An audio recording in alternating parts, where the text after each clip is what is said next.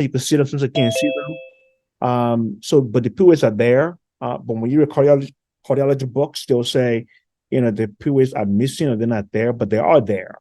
And that's what they call it, multiple P-waves in regular, because you have multiple jagged P-waves that is firing prior to a one QRS.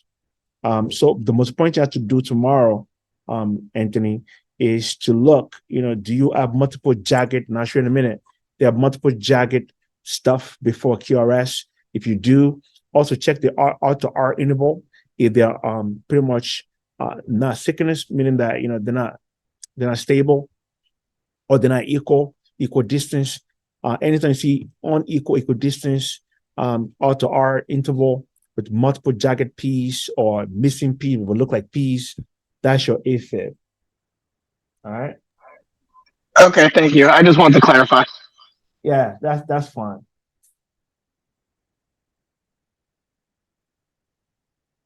Great question. So while you ask me a question, let me throw it back at you, Anthony. How do you treat AFib?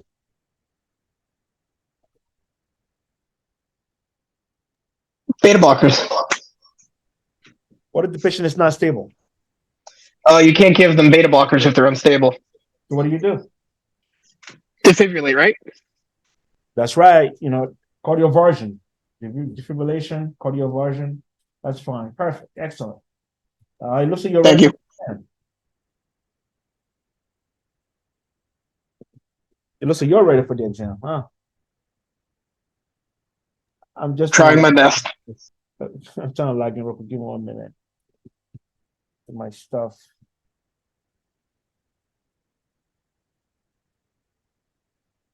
I'm sorry. I just got home. I'm trying to set up here. I apologize. Give me a couple of minutes. I'm gonna set up. We're gonna get going. It's not gonna be long. It's gonna be long, but I'm gonna make sure it's productive. You know. Okay, I'm in. Okay, I'm good. Goodness. Is Ope here? Yes, Dr. How you doing? I'm all right. How are you doing? I'm extremely tired. But for Sorry. you guys, I will do my best to make sure you guys do well on the exam. We don't want you to fail, but you got to show that you've studied.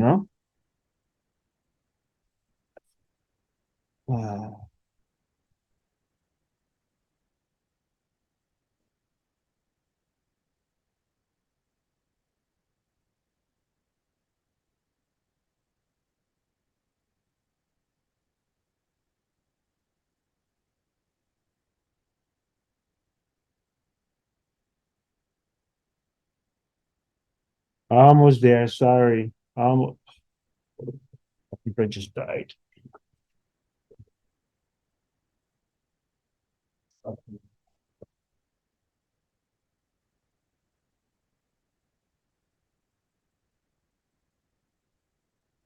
I figured it out. My other computer's not working. Okay, let me just get started. All right. Okay. Let me just log in.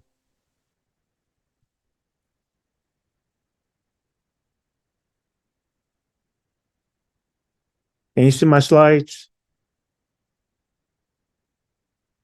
Yes. Yes. Awesome.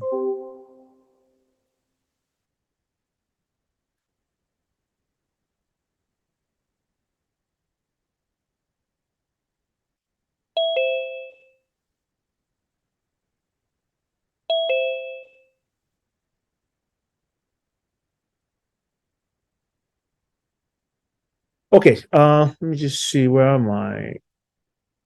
I need to time myself because I need to cover a lot of stuff today. I want to cover everything.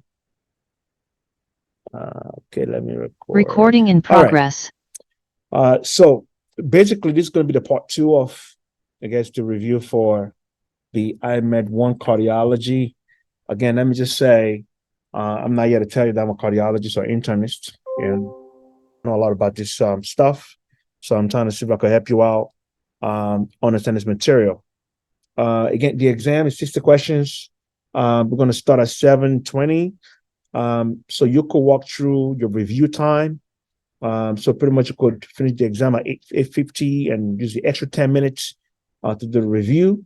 If you don't want to do that, just continue working on the exam. I think the exam is pretty straightforward. The questions on there is a little tough.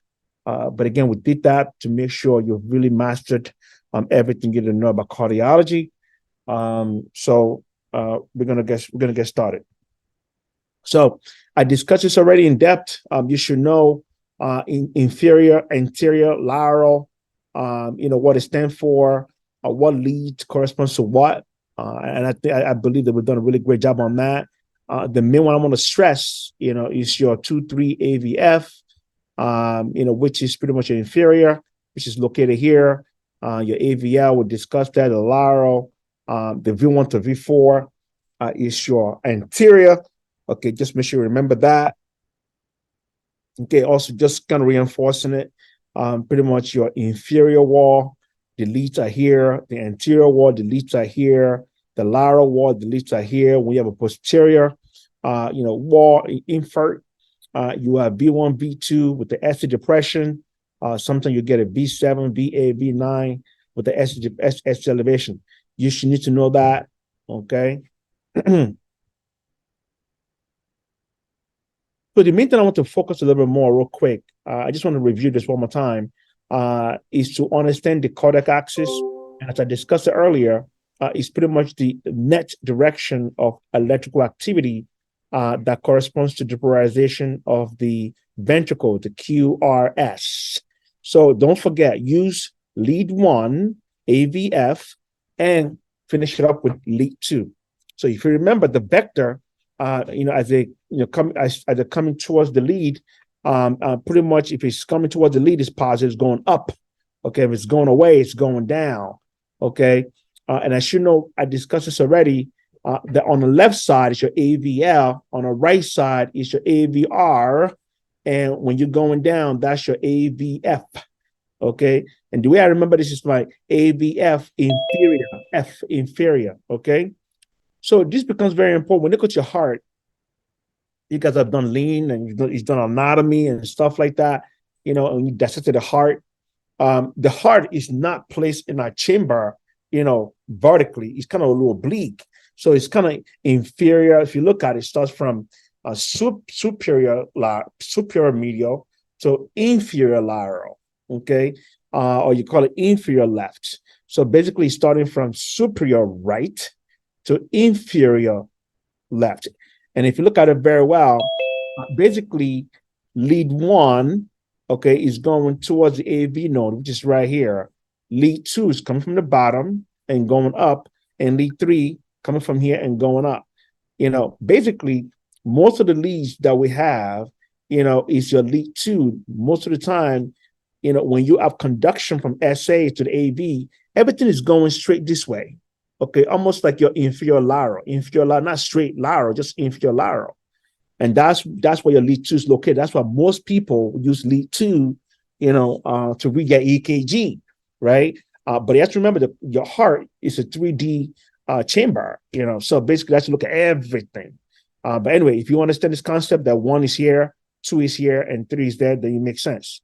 So let's keep going. If you're not combining what I just told you, that AVF is inferior, AVR is on the right, and AVS on the left. So 1 is right here, 2 follows, okay, and AVF is in the bottom, and 3 is right there.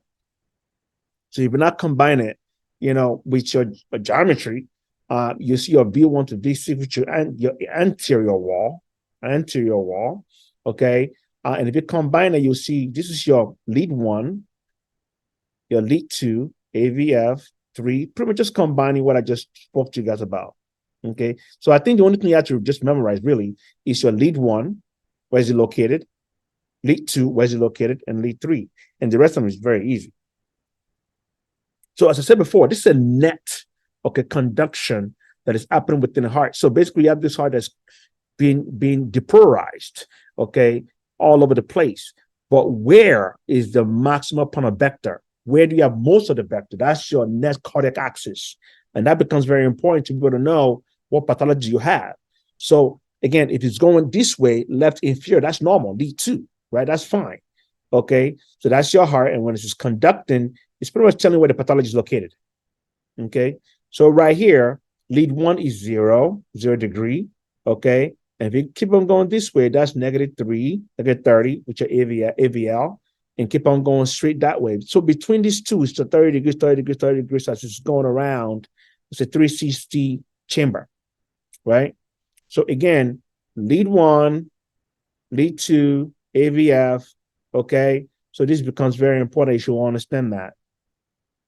So up top here is all negative, bottom here is all positive. Okay, and I'll tell you why I'm saying this in a minute. So if you look at your heart, this is your heart here, and this is what we've been talking about. Lead 1 is right here, 0 degree. Lead 1 is right here. Lead 2 is right here.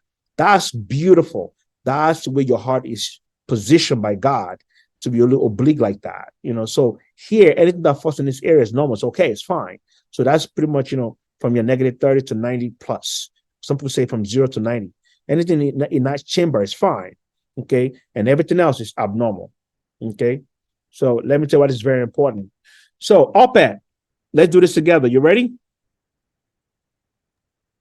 Yes, Dr. Sam. Okay, so look at remember when you come to the cardiac axis, you look at the leads, okay?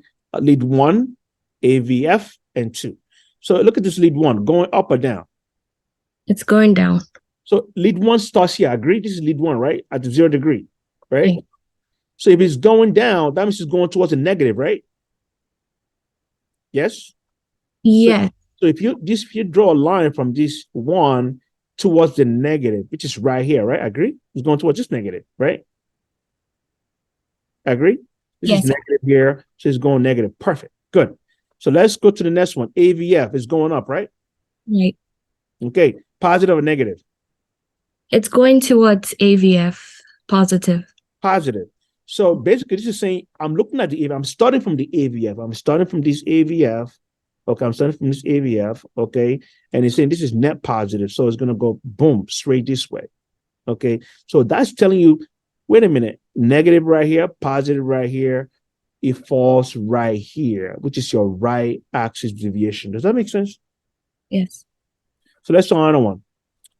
This one is going up. I agree. Positive, right? Right. So that means from 1, you're positive. So that means you're going to stay here. You're going to stop here. You're positive. You're going to stop here. So it's all positive here, right? I agree. The next one here is also positive. It's going up. Yes? Yes. And if you check your lead 2 to confirm, it's also going to, so it's all positive. So meaning that if I start from 1, which is my 1 lead, positive is right here. And if I go to my AVF, which is right here, AVF is also saying it's positive. So I'm going to stay right here. So I'm positive, positive. So guess what? I'm in a normal. Right? Right. So that's another way of looking at this. So the reason why I want to bring it up, I didn't discuss this on Thursday or Wednesday, I can't remember, is to kind of give you the list, of, the pathologies that you see that will give you right axis deviation, left axis deviation, and the extreme axis. The number one thing you should remember is your VTAC. That's your number one thing, VTAC. Okay, that's what you'll see with that. Okay. So let's do this. Let's do this. The last one together. Okay. So 1 is going up. Agree. Yes, I agree. AVF going down. Agree. Yes, I agree. So that's positive and negative. Agree. Okay. So let's go to our lead 2. What's lead 2 doing? Up or down? Down. Down. So that's also negative. So we have positive and negative. So what do you think our axis is going? Left axis deviation. That's right. Beautiful. Excellent. I'm done with that. Okay. Anybody has a question? You need to know that. I went back to it because I think it's very important. And I'm going to rush to it so we could get down to everything. No questions, right? All right. If you remember, I was talking about something called Kuzma sign. What's a Kuzma sign? Anyone? The extension of the jugular vein. What caused it? Backflow of the blood through the right ventricle. Right. Thank you. Thank you. Thank you so much. Absolutely. So anytime you inspiration, so on inspiration, you should not have extension or extended jugular vein or increased jugular vein pressure. You should not have that. But if you do have that, that means you have a Cosmos sign, and the Cosmos sign is positive when anything is backing blood away from the lungs into the right ventricle and going back into the peripheral system. Okay. So we discussed this already, splitting of S2. I won't go into depth about that. We got this already. So in summary, what I discussed, this is where I stopped, why splitting affects the right side. So you're going to have pulmonic stenosis, right BBB, and also what's going to happen is going to get that Cosmos sign, right? Another one that's very important is when you have a fixed splitting and you see that in atrial septal defect. So basically, you're going to get questions like this on the exam, and they're going to give you this big story, okay? What you're looking for is, say, God, give me a sign. When you see fixed splitting, you are done. That's atrial septal defect. If you have wide splitting and you see pulmonary stenosis or RBBB, you're done. That's what it is. And paradoxical is pretty much on the left side. When you have stenosis, aortic stenosis, and left BBB, look for that sign. This where the patient showed a paradoxical splitting. You know you're talking about aortic stenosis and LBBB. Okay. All right. So I asked you guys to do me a favor to make sure all the valvular disease that causes systolic murmur and all valvular disease that causes diastolic murmur. Okay. Did we go over that already? Are you comfortable with that? Yep. Okay. So it becomes very easy in a minute. Give me 1 minute. Just see something. I'm struggling here. Okay. So if you know that, so let me ask you a question. True or false? Aortic stenosis and pulmonic stenosis, they will act the same, just on a different side of the heart. True. That's right. That's right. That's right. So what can I use to differentiate between, okay, I have this systolic murmur. It could be aortic stenosis. It could be pulmonic stenosis, but I'm not sure exactly which one I'm dealing with. What can I do to figure out which one I'm dealing with? When you're auscultating, you can ask them to inspire or expire. And if it's louder on expiration, you know it's a left-sided problem. If it's higher on inspiration, you know it's a right-sided problem. You know what? I tell you, I couldn't have said it any better. I'm not sure who was talking, but that was perfect. You sound like a cardiologist. That was beautiful. Thank you so much. Appreciate it. Okay, the person that just spoke right now. If I don't want to use this mnemonic, to kind of tell me what I'm dealing with. If I have aortic stenosis and pulmonic stenosis, what other mnemonic I could use to differentiate between them? APCD, APR. Apartment M. Apartment M. Thank you so much. Let's do it. Apartment, what are you, apartment M? All right. Okay, apartment M. This is the one they use all the time in the board exam, on the exam on Monday, tomorrow. This was used a lot by the people that submitted questions. They use a lot. Okay. Sometimes they might help you out and just say on inspiration, the mum was louder, trying to just make sure you understand the concept. But most of the time they use this. So if they tell you a patient has crescendo, decrescendo, ejection systolic murmur, okay, that could be aortic stenosis, that could be pulmonic stenosis. But if they give you a clue and said, you could hear this very well on the left, second intercostal space, what would you say is? What's your answer? Pulmonic stenosis. Exactly. That's how you're going to do it. If they say, you have tricuspid, stenosis, sorry, you have some, I'll give it away. So let's say you have some kind of, let me see. Okay, let's say you have a mitral regurg and a mitral stenosis. You have both, right? And they're telling you that this is heard the best at the apex, right? The question is, how can you differentiate between those two? Mitral stenosis and mitral regurgitation, they both occur at the apex. How can you tell them apart? Depends on if it's at systole or diastole. It will tell you Thank the you difference. so much. Booyah. That's it. So what I'm going to recommend for you guys to do for me when you get to the exam, just I'm not sure if this is right, but if you could do it, just write down your systolic murmurs, write down your diastolic murmur, or use my mnemonic that I gave you guys, and use that to kind of find your location where you're having problems. Okay. All right. Good. Excellent. Good job. And we discussed this already. Okay. So let me go a little more focused now. The main thing we're looking for is when it comes to aortic stenosis, what's the most important thing? What's really happening is you have, narrowing of the valve. Okay. So the valve pretty much is less than 1 centimeter per square. That's very important. Okay. That's very important. Okay. So when it comes to aortic stenosis, pretty much one of the biggest problems with aortic stenosis is that it leads to decreased cardiac output. And aortic stenosis, write this down, very important. Aortic stenosis kind of act like some muscular disease in the heart. What's the name of that cardiomyopathy that kind of act like aortic stenosis?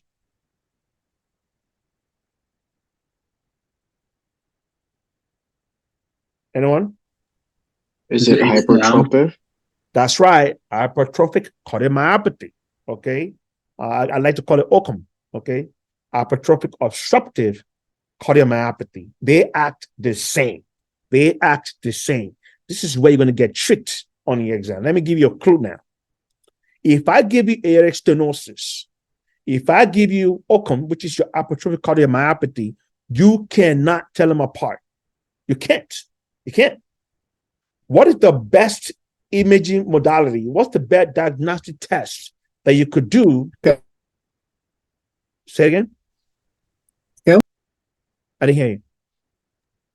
Is it an echo? Echo. Yes. Thank you. So one way to differentiate, by the way, write this down. Very important. Echocardiogram is the best diagnostic tool, right? For all, listen to me, all murmurs. When you hear murmurs and they ask you what is the best imaging modality, your answer is echo. Case closed, keep moving. Don't get tricked. It's always echo. If you have a patient that's got a congenital heart defect, ready for this? Echo. That's it. So echo for congenital heart defect, echo for murmurs. Okay. Anytime you have blood or fluid around the heart, okay, and any fluid around the heart, congestive heart failure, anything is fluid, okay, echo. Okay. So anyway, so the reason why you want to use echo is because with echo will tell you that with OCM, you're going to have hypertrophy of the left ventricle, okay? Hypertrophy of the left ventricle, that's what you're going to have. But with aortic stenosis, you're not going to have that. You know what you're going to have? You're going to have narrowing of that valve. Does that make sense? Okay. Can you repeat that? Okay. So what I'm saying is when you have hypertrophic cardiomyopathy, the major problem with that is that you have hypertrophy of the left ventricle. True or false? True. Exactly. But in aortic stenosis, do you have hypertrophy of the left ventricle? Only as a consequence of the aortic stenosis. Thank you, sir. Thank you. Yes, only as a consequence, right? Now, sometimes it can be a little tricky where you have combination of, narrowing, of that valve plus hypertrophic, left ventricle. You have a combination of both. And that's when you got to go to the next thing I'm going to tell you. But what I'm trying to say is that to differentiate between aortic stenosis and hypertrophic cardiomyopathy, get an echo. With the echo, you're going to see a big left ventricle, but the aortic valve is fine. Okay. But when it comes to aortic stenosis, the valve is not fine. It's smaller, less than 1 centimeter. Right. So that's one thing you can use to differentiate them. That's number one. Number two, okay, is with aortic stenosis, right? And I'll teach you guys this in a minute. There's something called Valsalva maneuver. So write this down, please. anytime you see OCM or hypertrophic cardiomyopathy, okay, you want to perform something called Valsalva maneuver or standing. Valsalva maneuver or standing. Those two things will always increase the murmur. So that's the only that you remember. Everything else will do the opposite. So don't get confused with anything else. Don't get confused with anything else. When you see OCM, if you increase the Valsalva maneuver, if you increase standing, right, your murmur will get worse. But when it comes to aortic stenosis or any kind of murmur, Valsalva maneuver and standing will reduce the strength of the murmur. Okay, so what I'm saying is OCM or mitral valve prolapse, those two things, okay, when you do a Valsalva maneuver, okay, or standing, the murmur will get worse. So that's another way of differentiating between aortic stenosis and hypertrophic cardiomyopathy. Any questions? Because I want to finish murmur by 5:30. I want to rush and get this thing done. So I can ask you more questions later on. That makes sense? Okay. The next thing I want you guys to know here, the murmurs. So aortic stenosis, what do you see? Aortic stenosis. What do you see? You're gonna see systolic murmur. Okay. You're gonna see something called crescendo, decrescendo systolic murmur that radiates to the carotid or to the neck. That's pathognomonic for this. This is it. You need to know that. Okay. Now, the last you want to know is write this down. For all valvular disease, the best treatment is valve replacement. The best treatment is valve replacement. Okay. Any questions? So valve replacement is the best treatment for all cardiomyopathy or all valve diseases? All valvular diseases. Okay, thank you. Don't get it mixed up. Valvular. Okay. Okay. Aortic regurgitation. Okay. What's really happening with aortic regurgitation? What's really happening is that the peripheral resistance is so high, or the systemic peripheral resistance is so high, to the point that the pressure that is needed for the left ventricle to pump that blood out into the peripheral system, is smaller than what is right here. When you see that, that means that you have increased afterload. Increased afterload, that means that you have to develop more pressure in the left ventricle to push that blood into peripheral circulation.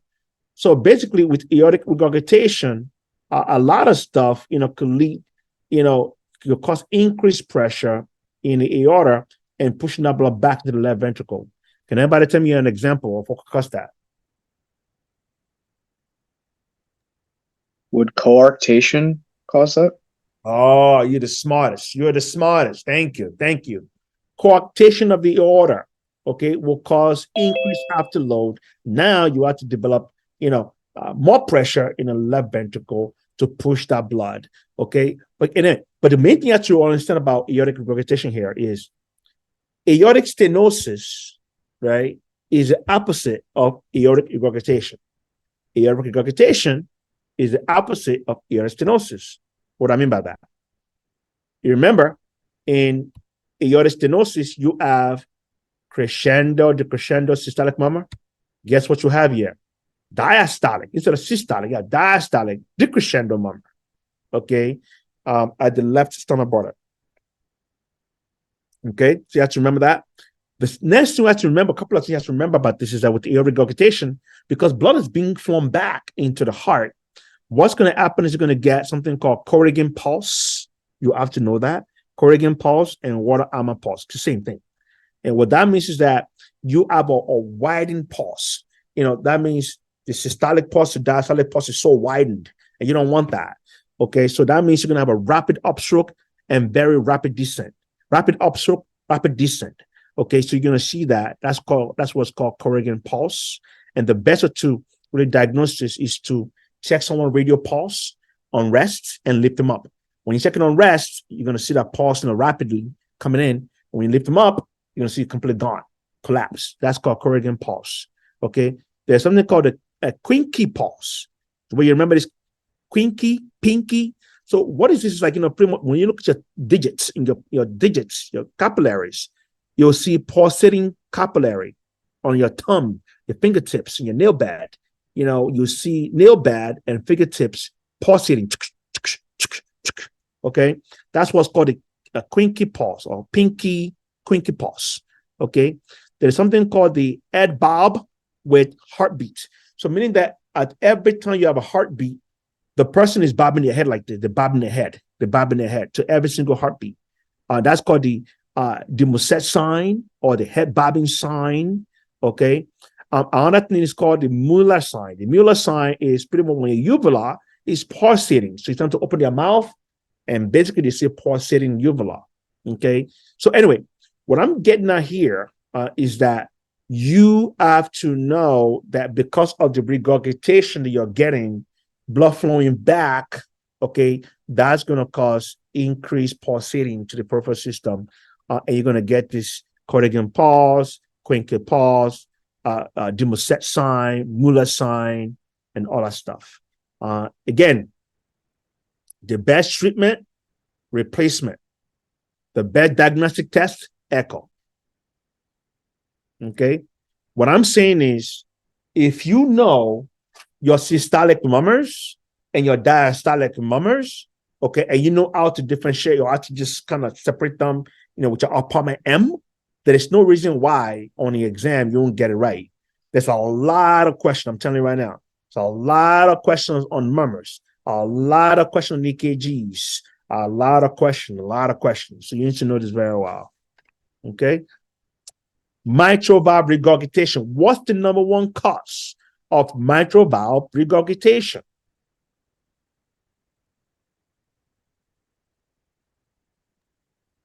Rheumatic fever?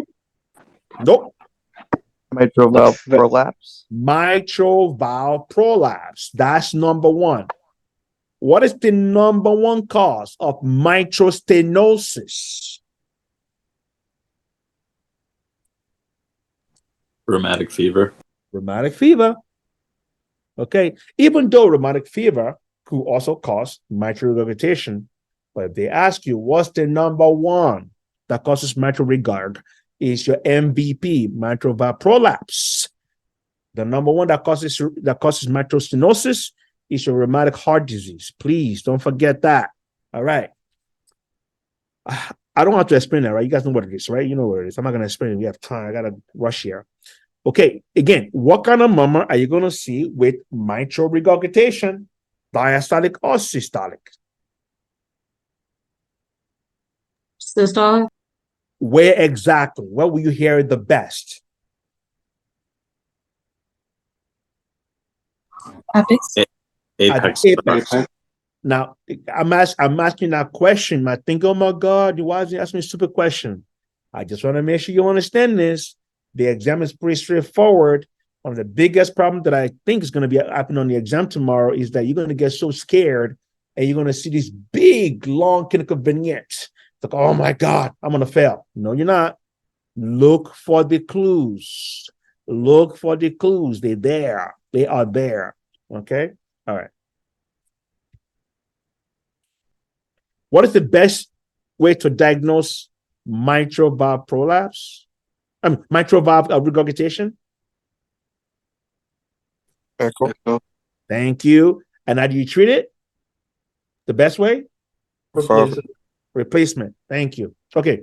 Mitral valve prolapse. Mitral valve prolapse. Listen to this. This is the only one that gives you mid-systolic click. Mid-systolic click. Which one is the other one that gives you mid-diastolic click?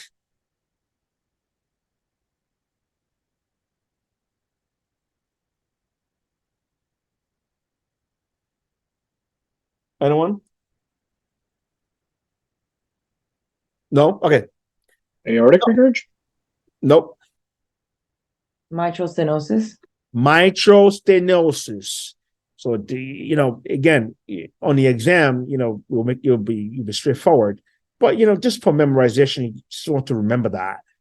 The other thing that will give me diastolic, but the main one though, is your mitral stenosis, mid-diastolic. And what would give it away is that opening snap. We call it opening snap with mid-diastolic, okay, rumble. Okay, anyway, so when you say mid-systolic click, your answer is mitral valve prolapse. Now, the question is, why do you have systolic click with mitral valve prolapse? Why? And if you remember what I gave you, mitral valve prolapse is not part of the systolic diastolic moment that I gave you. Why is mitral valve prolapse giving you a mid-systolic click?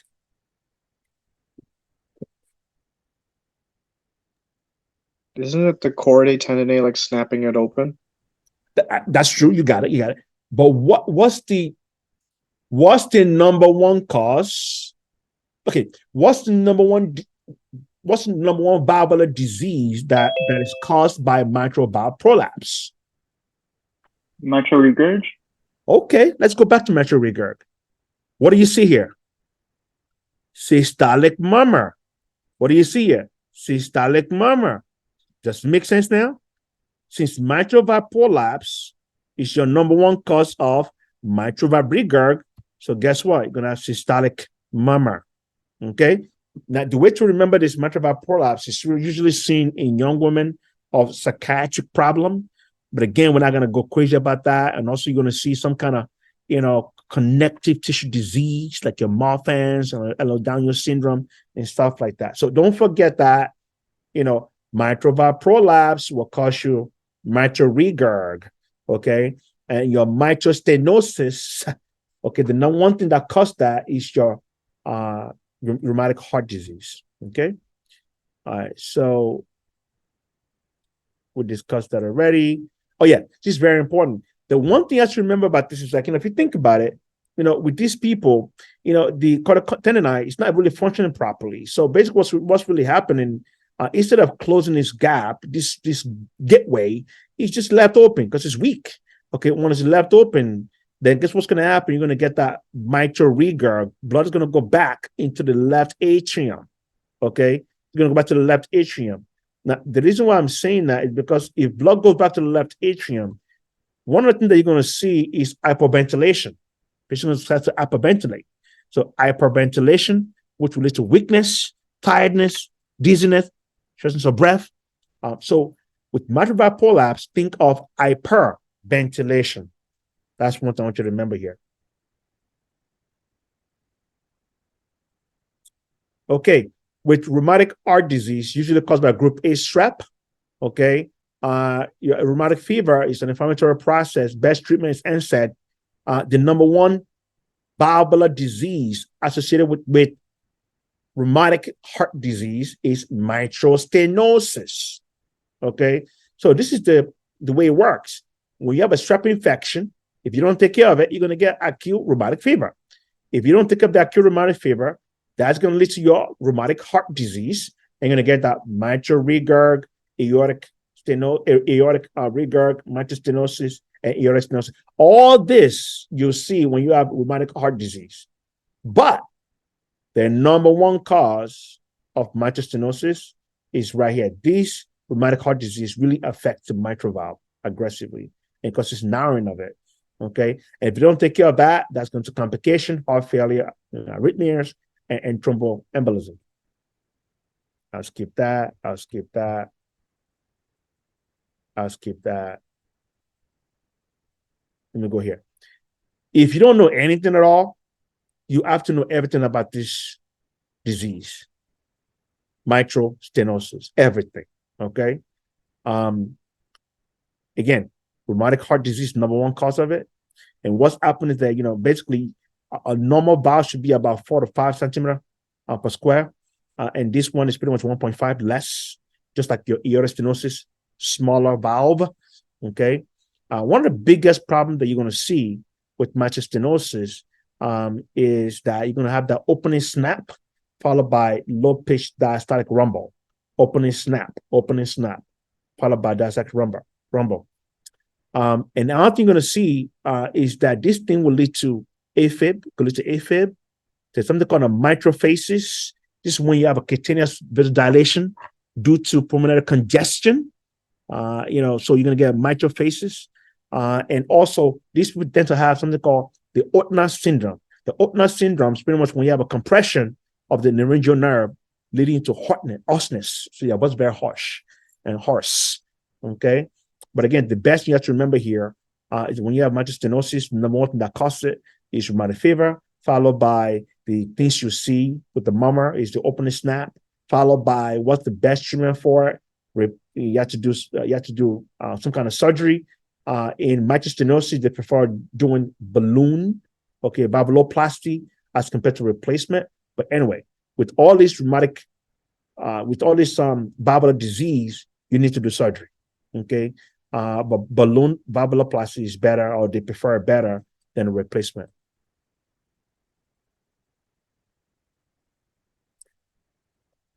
If you don't know anything at all, tricuspid regurg, affects the tricuspid valve.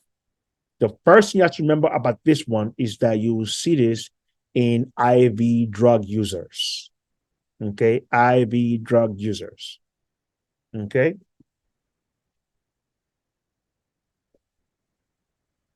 Any questions about this? No? All right. Am I rushing a little bit? No, you're fine. Yeah, I'm going a little faster because I think by now you should be ready for the exam. But what I want to do today is to point out things that are so important that you should know. So that's what I'm trying to do here. So pulmonic stenosis. Pulmonic stenosis will look almost like your aortic stenosis. Remember your AP together, MT together, mitral, tricuspid, they kind of act alike. Pulmonic and aortic will kind of act alike at the close at the same time. Okay, so your pulmonic stenosis is kind of going to give you the same thing as your aortic stenosis. Okay, the only thing that you know about this is that this is very, very common to patient with tetralogy of Fallot, I'll discuss that in a minute, and patient with congenital rubella syndrome. Okay, but you're going to see the same thing as you see in your aortic stenosis. Okay, aortic pulmonic regurg. What's really happening in pulmonic regurg? So everything from the heart is backing out into the right ventricle, and they're going to back out and give you that right-sided heart failure. Okay. So again, you're going to see this also in tetralogy of Fallot. Okay. And what kind of murmur are you going to see with pulmonic regurgitation? Again, you remember the mnemonic, but pulmonic regurgitation is going to be your diastolic murmur. Okay. Tricuspid stenosis. Okay. Same thing as your mitral stenosis. Okay. So in summary, when you're talking about aortic regurgitation and aortic stenosis, it's kind of opposite. Okay. Aortic stenosis, is happening during systolic, during contraction. So you're going to have systolic crescendo, decrescendo. This is like classic on the exam. They ask a question all the time. Anytime you see crescendo, decrescendo, systolic murmur, ejection murmur, start thinking of aortic stenosis. Okay. Don't forget, you can also see that with hypertrophic cardiomyopathy. So don't forget that. Okay. And basically with this aortic regurg, you have diastolic decrescendo. Okay. Mitral stenosis, what do you see? Mitral regurg, what do you see? Okay. Don't waste time. Okay, good. Anybody ready for this? Let me call on someone. Anybody want to volunteer for these questions to test your memory? Sure. Okay. Name all the diastolic murmurs. It would be aortic and pulmonic regurg and mitral and tricuspid stenosis. Perfect. Excellent. You see that? You got that right. By the way, these are not my questions. I got this from online somewhere. I'm not sure exactly where I got it from. It's from online, so, and that's what I'm saying. Please don't share this. I'm just trying to teach here. I want to make sure you guys do well on the exam. Okay. Describe the murmur of aortic stenosis. Systolic, crescendo, decrescendo.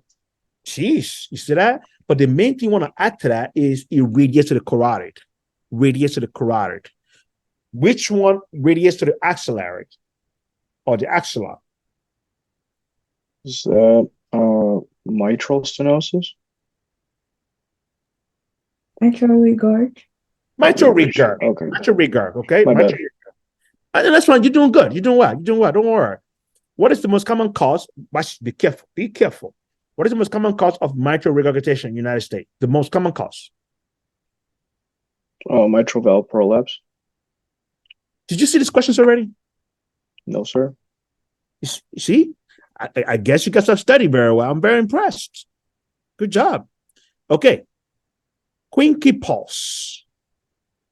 It's in aortic regurgitation, you'll see pulsatile in the fingertips. That's right. That's right. How did you know this so much? You're so good. Preparing. It's great. I'm very impressed. Who's speaking, by the way? Taluk. Oh, wow. Okay. All right. What is the most common cause of mitral stenosis? Rheumatic heart disease. That's right. Excellent. Okay. So let's go to the next one. So atrial septal defect, right? The person you should remember is what? What kind of murmur do you see? Holosystolic. Fixed splitting of S2. That's what we're going to see. Fixed splitting. That's what you're going to see, okay? Now, let's talk about a little more about this. You could also see other murmurs with this condition. And this condition, actually, atrial septal defect is the only one that has 3 different murmurs. The number one murmur you see with it is called the fixed splitting of S2. Number one. Okay, because you have movement. This is very important. When you have congenital defects, right? The movement is always going from left to right, left to right, left to right. Agree or disagree? Correct. Because there's more pressure on the right, on the left side. What if you have increased pressure on the right side? Now you have the movement from right to left. What do you call that? Eisenmenger syndrome. Beautiful. Man, you guys are on fire. Yeah, excuse me. I love that. Okay. Anyway, so basically what I'm trying to say is that, this is the only one that you're going to see fixed splitting of S2. And also you're going to get that, holosystolic ejection murmur and also diastolic murmur. Is the only one that gives you all 3. So FYI. Okay, let's keep going. Oh, how do you treat this? You have to fix the septal defect. That's right. Oh, what's the best diagnostic test for this? Echo. That's right. Okay.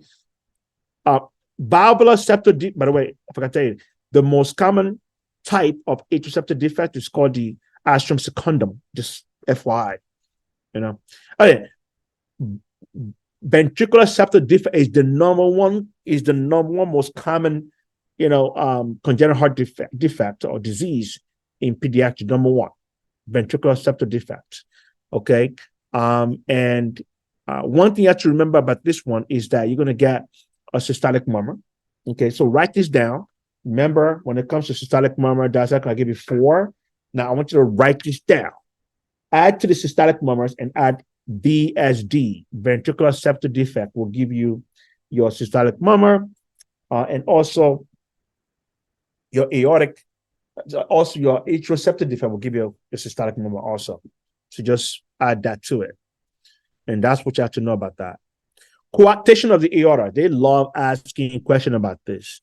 Okay, basically what's really happened is that you have narrowing of the aorta at the origin of the left subclavian artery. Okay, and that is causing blood to push back to the left ventricle. You have a very increased ventricular afterload. Okay, now this is so important. If you think about this for a minute, okay, you have this notch right here. This notch right here, okay, is making figure 3.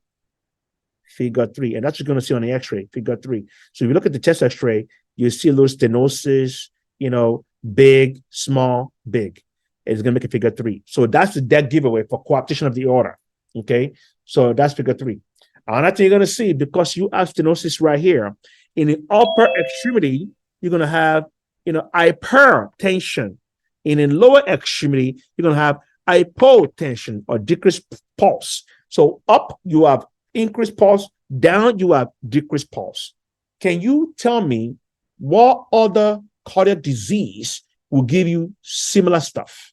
Where you have Aortic dissection. aortic dissection leading to what? Rupture. Leading to cardiac tamponade. Okay, aortic dissection leading to cardiac tamponade. So, especially cardiac tamponade, okay, will give you same thing where you're going to have more pressure up in the upper extremity and low pressure below. What vasculitis will also do that to you, where you have more pressure up and less pressure down. Got Takayasu. Remember Takayasu? Vasculitis. So write that down. Takayasu vasculitis, coarctation of the aorta, and cardiac tamponade. Those three will give you different pressures, in the upper extremity and the lower extremity. Okay. And the most important you're looking for is with this coarctation of the aorta, you're going to have mid-systolic murmur reading to the back, mid-systolic murmur. Okay. So add that to your systolic murmur. So you have the ASD, VSD, and now we are adding coarctation of the aorta. Okay. All right. Patent ductus arteriosus. So basically what's really happening is a communication between the aorta and the pulmonary artery. Okay, that persists after birth. Usually after birth, that closes up, but doesn't close. Okay. If you want to keep it open, you want to give them prostaglandin while you preparing for surgery. You want to keep it open. But if you wanted to close it, you want to give them NSAID. That is so important. NSAID and indomethacin, so important. What condition that it's a cardiac condition that the best treatment for it is aspirin or NSAID? Pericarditis. Acute pericarditis. Thank you so much, sir. Okay, good job. Excellent. So one thing you have to know about this is that, with patent ductus arteriosus, you want to keep it open, give them prostaglandin. You want to keep it closed, NSAID indomethacin, okay? And this condition is associated with rubella and fetal alcohol syndrome. Now, write this down. The biggest problem that you see here is the murmur. This is the only murmur. It's very easy. The only murmur that will give you continuous machinery murmur. The only one that is really occurring at the left second intercostal space. The only one, okay, that will give you that continuous machinery murmur. Okay, very important. And the way I remember this is that if you guys remember PDF is a machine, so PDA is a machine. It's it's like they call it pump power. That's what they call it back in the days. I used to take my exam on that. So PDA, patent ductus arteriosus, right? Patent ductus arteriosus, PDA. This is PDA. It's a machine. So when you see continuous machinery murmur, left second intercostal, you're talking about patent ductus arteriosus. Okay. The last one is your tetralogy of Fallot. With tetralogy of Fallot, the first thing you have to remember here, okay, is that these people, we have they call it the tet spell or the tit spell, okay, and basically what happens is that these people, when they go into anxiety or when they're crying, the entire body and your lips becomes completely blue, okay, because of cyanosis. They always say tetralogy of Fallot is a true cyanotic congenital heart defect, the true one, okay? And basically, what they'll do afterwards is pretty much they'll squat, okay, to increase systemic vascular resistance. And this will help pump blood to the lung instead of the aorta. But the main thing you have to remember is that tit spell, okay? The tit spell, they turn completely blue when they're very anxious, okay? Now, another thing to remember about this is that you do your echo is your number one, but on the chest X-ray, they ask this question all the time. On the chest X-ray, you're going to see something called a boot-shaped heart. A boot-shaped heart. With a boot-shaped heart, that is your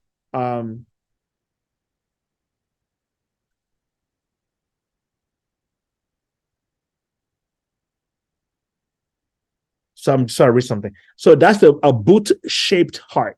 Okay.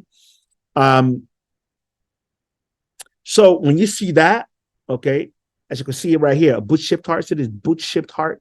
Okay. When you see that, that is pathognomonic for TOF, tetralogy of Fallot. And what kind of murmur do you see here? Looked at it again, systolic murmur. So when in doubt, if you're not sure, okay, if you have the systolic murmur 4, diastolic murmur 4, and you're in doubt and you're not sure, just say systolic murmur, okay? So TFR is also TOF is another systolic murmur that you're going to see. So the one thing you have to remember here is how does this happen? What's happening here? You have to remember mnemonic proof, okay? Mnemonic proof. So what does that mean? So basically, the first you're going to see is that pulmonary stenosis. So something is happening where you have stenosis of the pulmonary valve, okay, or the pulmonary artery, okay. So when you have a stenosis, think about that. If you have stenosis of the pulmonary pulmonary artery or stenosis of the valve, guess what's going to happen? The blood is going to back out, okay, and it's going to go into the right ventricle, okay. And once you get to the right ventricle, what's going to happen is you're going to have you're going to have to develop more pressure, more muscle to push that blood from that right ventricle back into the lungs. So because of that, that will cause something called right hypertrophy of the ventricle or right ventricular hypertrophy. Does that make sense what I just did right there? So the first thing to think about is you have a pulmonary stenosis, okay? Blood is not going to the lungs. Everything is being backed up. So you have regurgitation, okay? You have regurgitation, okay? Pulmonic regurgitation. And it makes sense. So you have pulmonic regurgitation. So when that's happening, what's going to happen is that you're going to get this built-up of blood in the right ventricle.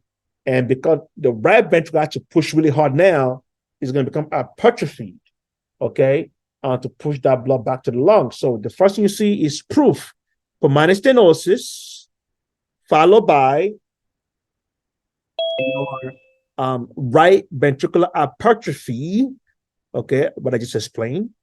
Now, as that is happening, as your right ventricle is getting bigger and bigger and bigger and bigger, that's going to cause the aorta to move over and go on top of the ventricle. That's what they call overriding aorta. And the last thing that's going to happen is the pressure is going to be so much, within the right ventricle that's going to tear into the left ventricle, and you're going to get ventricular septal defect. Are we good?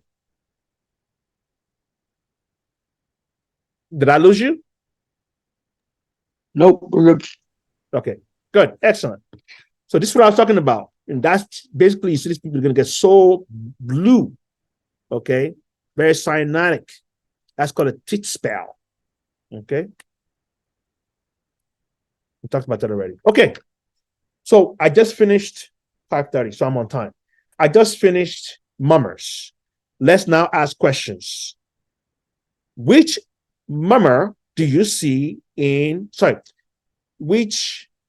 that's fine. Which mummer do you see in patient with IV drug user?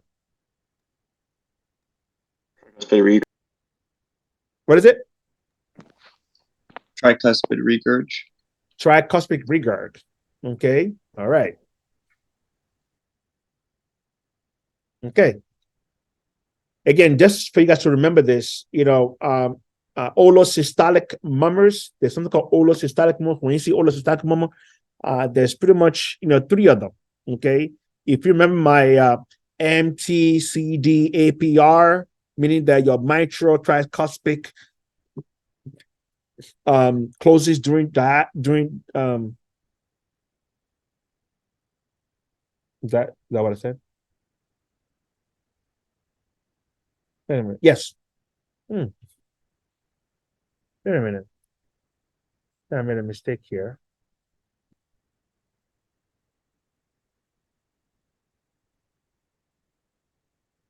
Sorry about that. Let me fix that. Okay.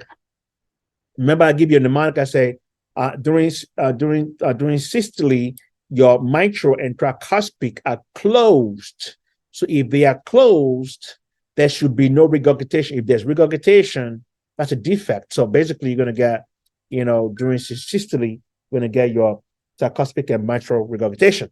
All right.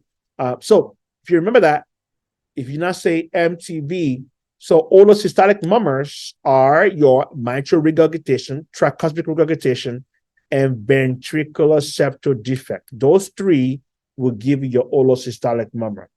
Just FYI, the most important thing you have to know is just, what are your systolic murmur and diastolic murmur. If you know that, you're going to be fine tomorrow. Okay, this is just kind of going a little more aggressive. If you want to learn more, to be specific, olosystolic is 3 of them. MTV. Mitral valve prolapse. Don't forget, you're going to get the hyperventilation, which leads to weakness, tiredness, dizziness, and which is caused by your congenital, which is caused by your connective tissue disease.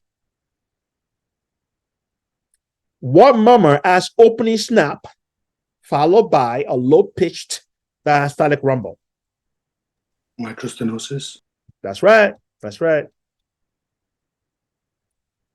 Crescendo, decrescendo, systolic murmur. Give me all things that could lead to that. Pulmonic and aortic stenosis. That's right. Anything else? Hypertrophic obstructive cardiomyopathy. Good. And how do you differentiate between hypertrophic cardiomyopathy from aortic stenosis? Echo. What else? Valsalva.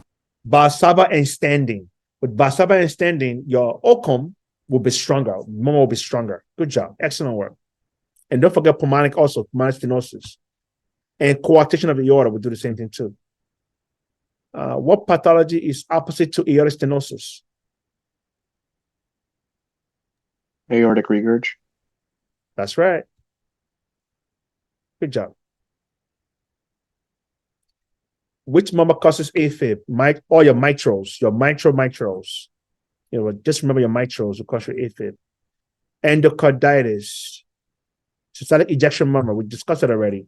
Okay, good. Any volunteer to answer questions?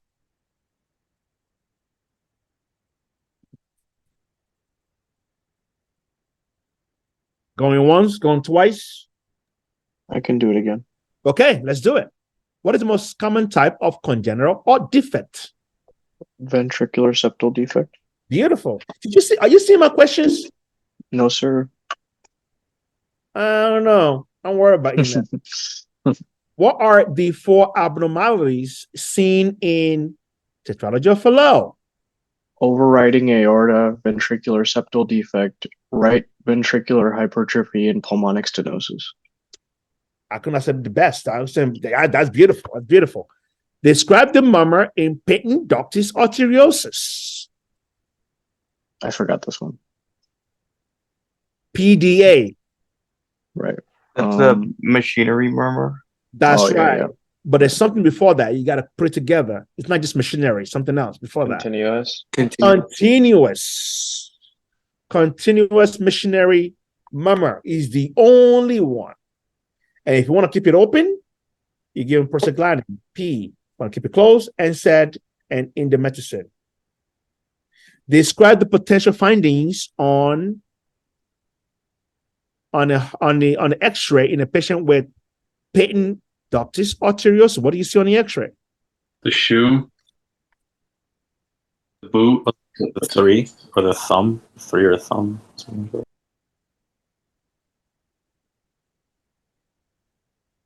Yeah, because I think the boot is for tetralogy of Fallot. That's right. Okay, you guys got it? All right. What is the most common type of atrial septal defect?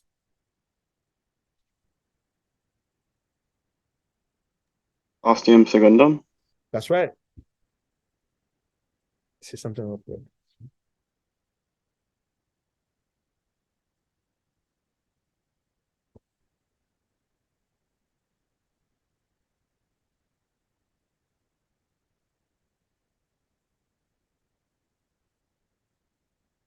Okay. Sorry, almost there. What's your diagnosis? Tetralogy flow. That's right. Okay. Good job. So I just finished I finished EKG. I finished mummers. I'll say that's like 50% of your exam right there.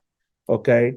So I'm gonna rush to the next one. So I will finish this in about 6 o'clock. I'm timing myself because sometimes I tend to talk too much sometimes. I want to make sure I'm timing myself. So when it comes to infective endocarditis, okay, the most important thing to remember is you have to take 3 blood cultures, okay? And the best time to take them is when the patient is spiking, okay? Now, how do you diagnose infected endocarditis? If the patient has got a positive bacteremia or sepsis with a new murmur. So if you have a new murmur with an infection or bacteremia, you better start thinking that the patient has an infected endocarditis, okay? And the most common cause of endocarditis is Staph aureus. That's the most common cause. And when it comes to naive valve, you see strep viridins. So strep viridins and Staph aureus, those are the 2 main, most important organisms you should remember when you're talking about infected endocarditis. When you're talking about prosthetic valve, think of Staph epidermidis. When you're talking about IV drug users, think of Staph aureus. Okay, the most common Staph aureus, followed by Pseudomonas. Okay, when you see things like rot spots, Janway lesion, Arsenal's node, that pretty much they're talking about, septic emboli that you see in infective endocarditis. I'm going a little fast because I know you guys know this already, so I don't want to waste too much time. And if you don't know it, just let me know. I'll stop. Okay, so again, these are what you see, your septic emboli that you see in your infective endocarditis. The main ones you differentiate between these two and this right here, Arsenal's node and Janway. Arsenal's node is a nodule, whereby Janway is flat. Remember that. Rot spots you see in the retina. Okay, splinter hemorrhage, you know what that is. Petechiae, you know what that is. Okay. All right. Prophylaxis. Okay. When should you give prophylaxis? Okay. It's very important that you must meet, okay, these 2 qualifying things. The first one, okay, there's got to be some kind of cardiac indication, okay, and the next one has to be, a procedure that warrants antibiotic prophylaxis. Okay, so when it comes to infective endocarditis prophylaxis, on the green are the things that you should prophylax on if they have a history of endocarditis, right? If they have some kind of implant, any kind of prosthetic implant, okay, they need to prophylax. But if they have a naive, naive, they were born with it. If they have a naive valve, you don't need to really put them on any prophylaxis, okay? But if it's prosthetic valve, you got to put them on, okay? Or unrepaired cyanotic congestive heart disease, you got to put them on something. So qualifying procedures, they got to be dental work, biopsy of the lungs or the respiratory mucosa, and also infected skin or musculoskeletal tissue. So these are the things that you need to qualify for prophylaxis. So that means they must meet one of this and one of this. Okay, it can't just be this; it got to be both. Okay. Anybody want to give a shot on this one? Which of the following patient will you not need endocarditis prophylaxis? A, patient with previous infective endocarditis. Do they need prophylaxis? Yes. Yes. Patient was prosthetic. If you hear the word prosthetic, you're done. They need it. They need it. I mean, obviously, if they have need a dental work or biopsy of the respiratory mucosa or if they have infection in their skin, yes. What about D? Surgically conducted systemic pulmonary shunts. Yes, they need it. But pulmonary stenosis is naive. It's not, prosthetic, valve. So that one doesn't need it. Does that make sense? Yes. Good. How do you diagnose infective endocarditis? The best way to diagnose infective endocarditis. Remember, I told you echo is everything, with congestive, heart failure, valvular disease. Is infective endocarditis or valvular disease? Wait, sorry, Dr. Sam, was the answer, did you say the answer to the last question was B? What do you think? C? Wait, was it C? I don't know. What do you think? Can it be B? No. I guess not, Oh, because there's an implant. Is that considered an implant? A right. prosthetic? Yeah. Yes, Okay. yes, prosthetic. Okay, Prosthetic. so then the answer would be C. You're right. The reason why it's C because it's naive. It's naive meaning that that's what God, that's what the person was born with. So with naive valve, you don't have to prophylaxis. Oh, that's what they're born with. Okay, thank you. Okay. What's that saying here? Okay. So it's infective endocarditis or valvular disease. Yes. Yes. No. Who said no? I said no. Why? I don't know. Just a guess. Okay, that's fine. Listen, I want you to guess now. I want you to make all your mistakes now. Don't worry about it. It's perfect. I love it. I'm going to correct you so you don't make mistakes on the exam tomorrow in the future. So when you talk about infective endocarditis, right? What is affected? Where is the infection? What is this thing? Mitral valve. Right, the valve, especially the mitral valve, right? The valve. So it's a valvular disease. Remember I said, any valvular disease, the best diagnostic test is your echo, right?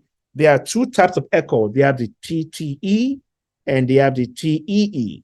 Okay, the TEE is the most sensitive and it's also the gold standard for all echoes. Okay.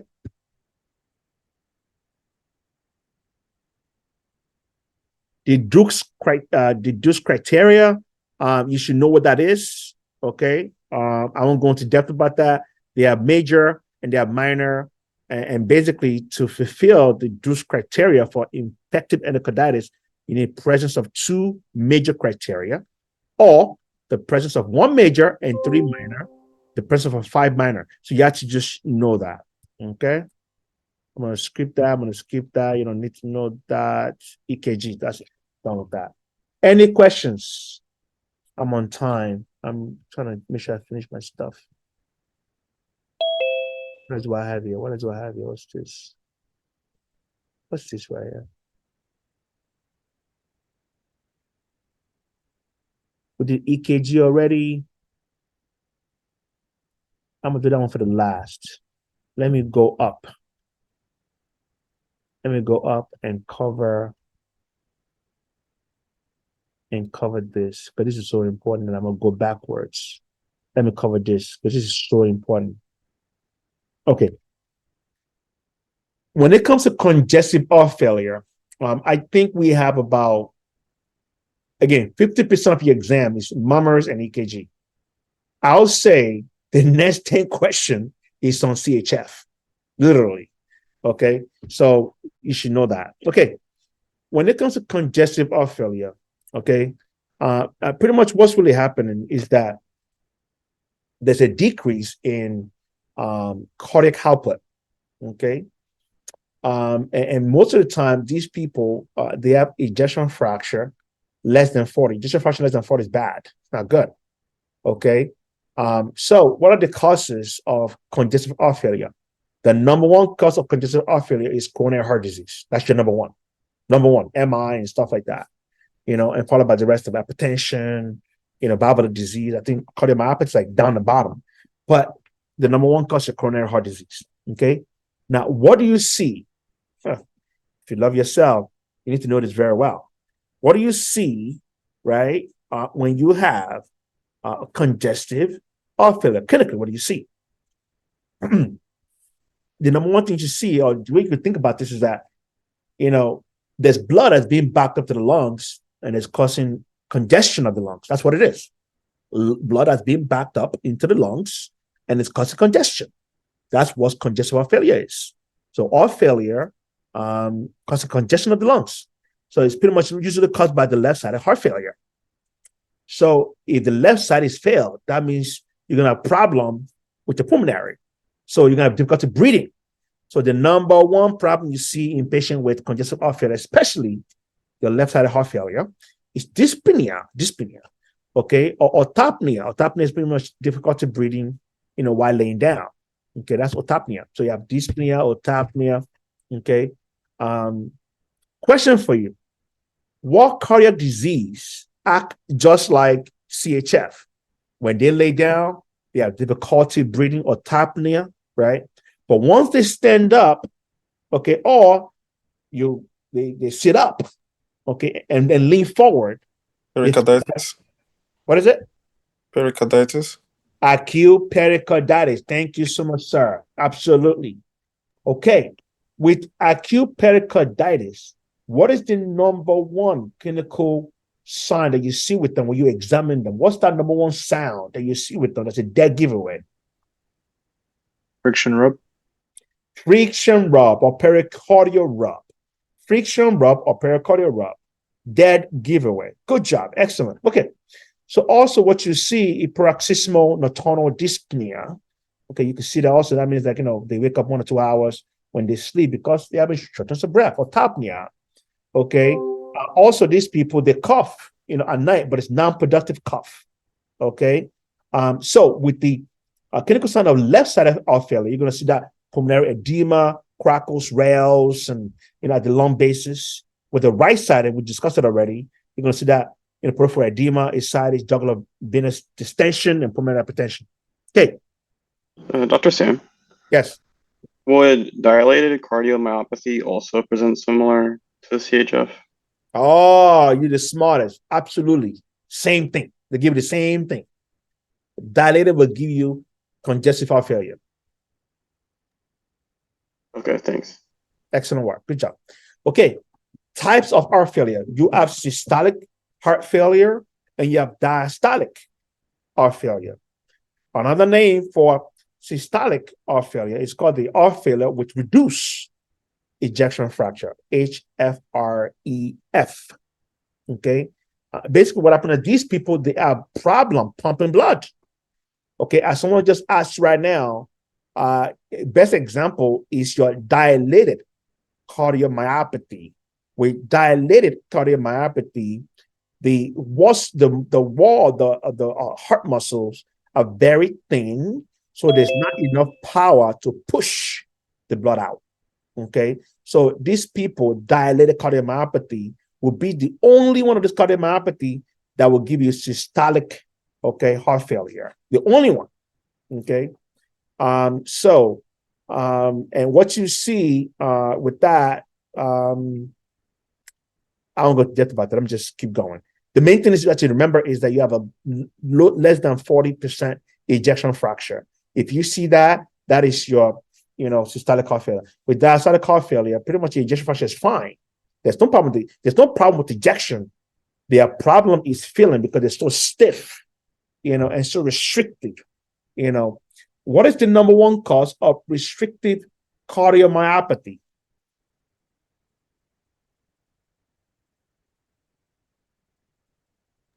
Isn't it genetic? Nope. Hemochromatosis? What is it?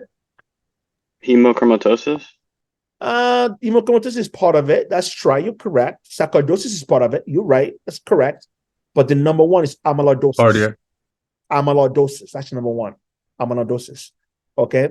Someone just said something.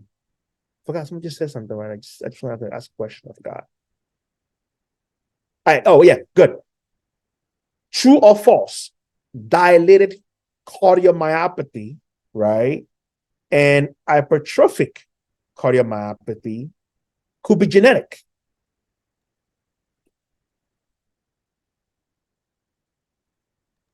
True. Holcomb definitely is.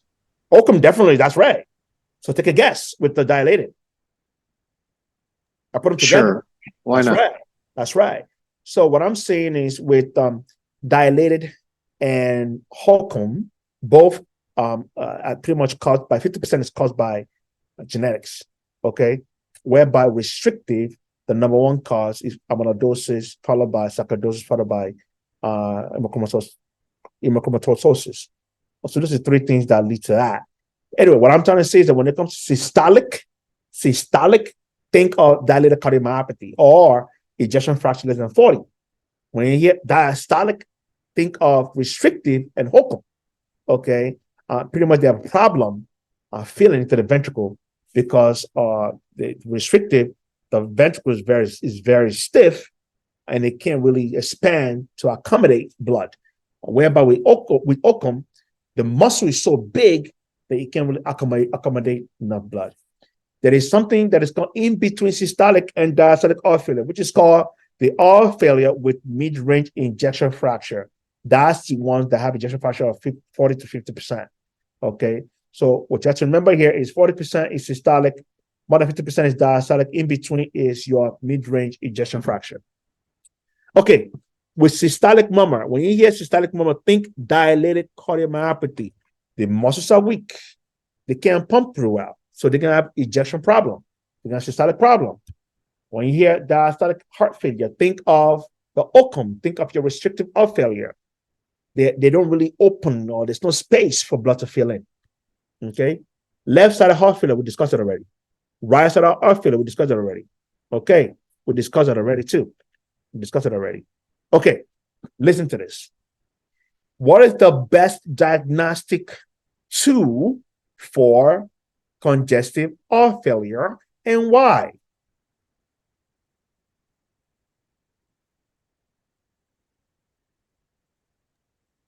BNP. Nope. X-ray. Diagnostic tool. Troponin? X-ray. Echo, it says at the bottom of maybe. Best test. Why echo? Why echo? Because you can Because- determine the EF. Remember I said when you have fluid around the heart, okay, the best diagnostic test, the best is your echo. Remember I said that. All right. What about cardiac tamponade? What's your best diagnostic test? Echo. Echo. What about perfusion? What's your best diagnostic test? Echo. Because it's fluid. When you have fluid, you want to get to that echo. Echo is the best. Okay, it's the best. Listen to this, the best. Okay, so what do you see on a chest X-ray? Oh, good question. Just came to my mind. If a patient is having chest pain, what is the best initial test? Troponin. EKG. EKG. KG. EKG. If a patient is having tension pneumothorax, what's your best initial test? X-ray. X-ray. Now, let me now help you out. If a patient has congestive heart failure, the best initial test is chest X-ray. If they give you chest X-ray already, they're pretty much asking for what's the best test after chest X-ray, and your answer is echo. Okay, so if you have X-ray already, okay, then the next best test is your echo. Okay, but just ask you flat out, what is the best test to order for a patient with congestive heart failure? Echo, that's the best answer. Okay, but the best initial is chest X-ray. But that chest X-ray is there already, then the best initial is going to be your echo. Please remember that. Anyway, so when you have chest X-ray, the first thing you're going to see is your cardiomegaly, your perfusion. Boom, that's easy. Perfusion, cardiomegaly is how big the heart is. Okay, all right, that's easy. Okay, another thing you see is something called the butterfly or bat wing appearance right here. This is when you have fluid accumulation in the lungs. Okay, look like a bat wings. Okay, again, I'm just stressing this. Chest X-ray, pneumothorax, or congestive heart failure. If they ask you, watch this, what is the best blood test? Okay, then your answer is going to be BNP. More than 100 is positive for congestive heart failure. There are other things that you can see, things like your Kelly B line. Pretty much, that means you have a pulmonary congestion. You could have a sulfidization of the vessel, meaning that the bottom should have more water than the top. But because the water is rising up, you're going to see more dilation of the vessel on the top in the upper lobes. That's called sulfidization of the vessel. Okay, you're going to see that also in your chest X-ray. But the dead giveaway on chest X-ray is your perfusion, your cardiomegaly. This is your dead giveaway. If you not add that to a positive BMP, more than 100 on a dead giveaway. And if you get an echo, echo just show pretty much your diminished ejection fractures, and echo will show your fluid within the heart. Then you know what you're dealing with. Okay. Remember, this is in the book. I got this from the book, I think. So the New York Heart Association talked about the classes of heart failure. Stage 1, stage 2, stage 3, and stage 4. I'm not going to go into depth about that. You should know that already. I'll keep going. For stage 1, what you want to do is lifestyle modification. True or false? I could give a patient with congestive heart failure fluid. False. Anybody else? Going once, going twice.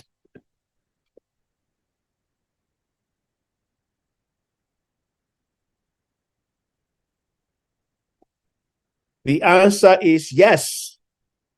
A patient with congestive heart failure could still receive fluid, but that fluid has to be modified. That was one of your questions on your IMED exam. You guys remember that? If a patient has got a congestive heart failure in sepsis, they need fluid. Okay. So, but that fluid has to be monitored, has to be modified. So that's what they said. You need to do sodium and fluid restriction, not abruption, not sensation, restriction. People always mix that up. Okay. So stage 1 is lifestyle modification. Stage 2, you want to give them, I'll get to that in a minute, it's got a bash, but you want to give them ACE inhibitor, diuretics. These 2 right here are your first line, especially diuretic. You want to give them some diuretic and get that one out. Stage 3, you want to add BB to it. Okay. And stage 4, you want to add a aldosterone antagonist. Okay. Like your spironolactone, your epinephrine. Okay. Especially when the ejection fraction is less than 35%. Okay. So you want to add, spironolactone or epinephrine, whatever they call that thing, less than 35%, you want to add that to it. Okay. And if the medication is not working, you've tried spironolactone, you've tried the epinephrine, and nothing is working. You can add the Jackson to it, especially when they have systolic dysfunction. If that's still not working at that juncture, if they have systolic ejection fraction of less than 35%, then you gotta give them an ICD. Okay. Now, one thing I want you guys to remember here: the only time, listen to this, the only time you're gonna add your spironolactones, okay, or your ICD is where your ejection fraction is less than 35%. If it's not less than 35%, do not put them on that. Your best bet is your ACE, diuretic, and BBB, beta blocker. Only add spironolactones, or you want to put ICD on there when the ejection fraction is less than 35%. Okay.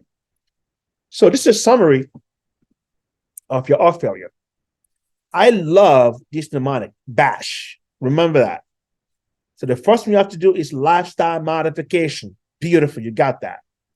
The next one is BASH. The reason why BASH is so important, because studies have shown that BASH decreases mortality.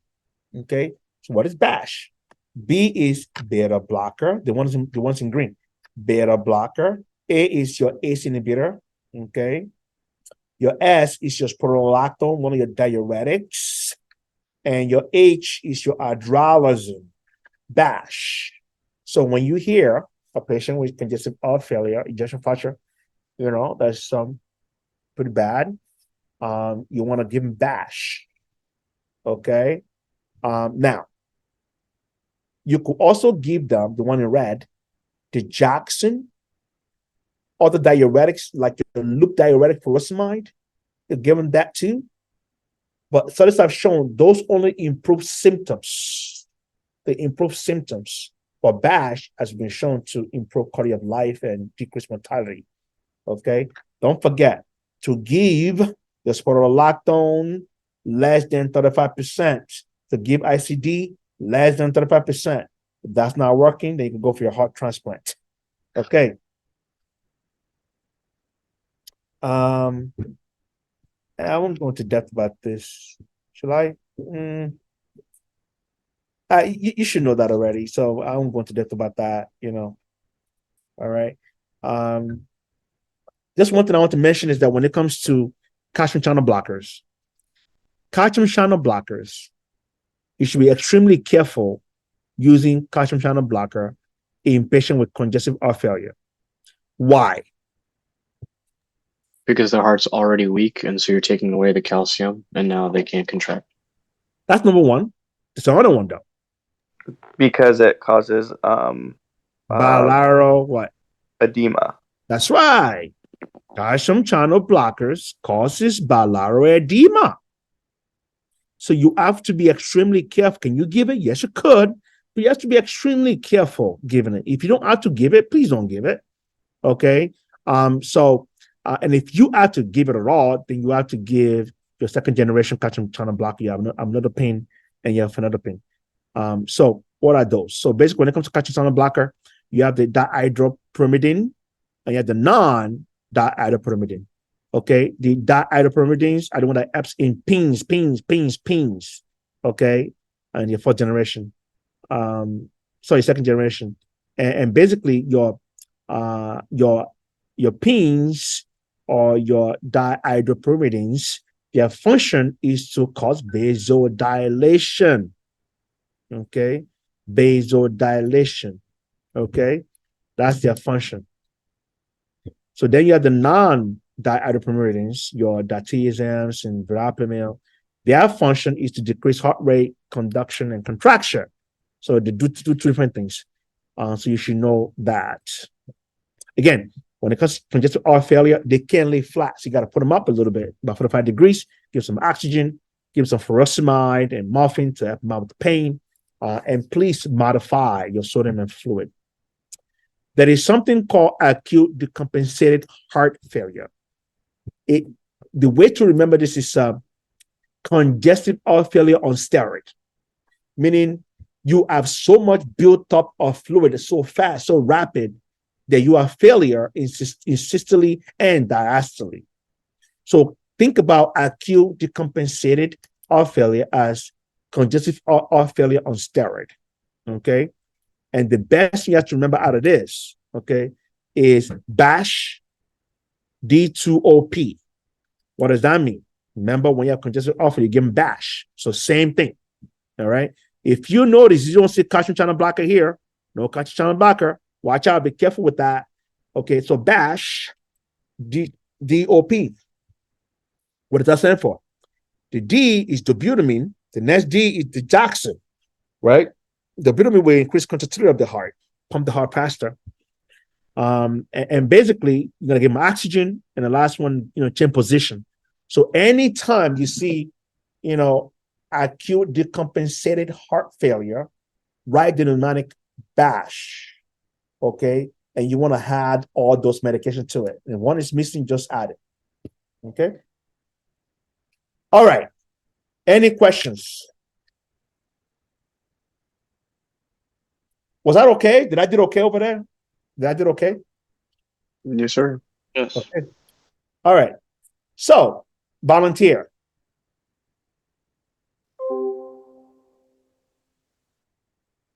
Any volunteer that can help me out with this? Talat, let's do it again. All right, let's do it. Name two classes of medications that do not decrease mortality, but decrease symptoms in heart failure. The thiazides and the loop diuretics. That's where, pretty much your furosemides or your loop diuretics. That's very important, and also you see the digoxin. I didn't teach you that, but the main one is that loop diuretics. Okay. Overall, what is the most common cause of heart failure? The number one. You said coronary artery disease. Wow, good job. What are the four classes used in systolic heart failure due to decreased mortality? This wasn't the BASH thing, was it? That's right. That's it. Oh, okay. Beta blocker, ACE inhibitor, spironolactone, advalazine. Yes. They put nitrite on it, whatever. What is the most common clinical manifestation of left-sided heart failure? Pulmonary congestion. That's right. Which is, yes, right. right. You're right. You're right. Autopnea, exactly. A BMP above what will give a diagnosis for heart failure? 100. Good job. Excellent. Okay. Did I go over this already? I didn't go over it. Real quick. So we have it's a lot of information, my God. We have three types of cardiomyopathy: dilated, hypertrophy, or restrictive. The most common is dilated. Okay. So basically, with the dilated, what's happening is that the heart muscles so thinned out and they are struggling to eject or to push. There's no more energy to push. With hypertrophy cardiomyopathy, you have increased muscle, okay, that is pretty much preventing blood from going or reducing the amount of blood in the left ventricle. Okay. So what you see with your dilated is a systolic dysfunction, hypertrophic diastolic dysfunction, restrictive diastolic dysfunction. And every one of these, when you hear cardiomyopathy, you should think about four things. Ready? Cardiomyopathy will lead to heart failure. Very easy. Heart failure will lead to atrial fibrillation, right? What is the number one cause of what's the number one problem with atrial fibrillation? Throwing clots. Throwing clot, especially stroke. Remember that CHADS, okay, we'll talk about that in a minute. So throwing clots. So heart failure, atrial fibrillation, throwing clots into the brain, cerebral vascular disease, okay, then you have sudden death. Which one of these out of these three will cause death in a young, healthy basketball player in a person? Hypertrophic. That's right. Good job. Excellent. So I'm not going to go into depth about that. You guys got it already, right? So we discussed it already. So let's not go crazy. Same thing. I just answered that question. Same thing. We discussed it. Okay. This is what I'm going to talk about. When it comes to mummers, right? All right. When you increase preload, you're going to get louder murmur. Any kind of murmur, except for Occam's and MVP. They are different. So all murmurs, when you increase preload, you're going to get louder murmur. When you decrease preload, you're going to get softer murmur. Very simple. Okay. So when it comes to Occam and MVP, is the opposite. So my recommendation is know one and do the opposite for the other one. So for me, the way I like to remember is if I have a murmur, okay, and the preloads increase, I'm going to get a louder murmur. In Occam and MVP is going to be the opposite. Okay. What about when you have increase afterload? Okay. What will happen to regular murmur, to your regular murmur without the Occam and on the MVP? What's going to happen? It's going to be louder, right? Why? Because it's increased. You have increased. So if you think about it, increased preload, louder murmur. Increased afterload, louder murmur. For all murmurs, for all murmurs. Okay, so just make sure you remember that. Okay, and the opposite will be for Ockham and MVP. Any questions about that? So Yeah, for we're I just didn't really understand that. in general, are we saying that like anything that has anything that would have a systolic based dysfunction, it would be a louder it would be louder when we decrease the afterload. The things that No, are don't think like that. No, don't think like that. Don't think like that. So basically, what this is saying is, if you have increased preload, that means you have a lot of blood going to that area, to the left ventricle, right?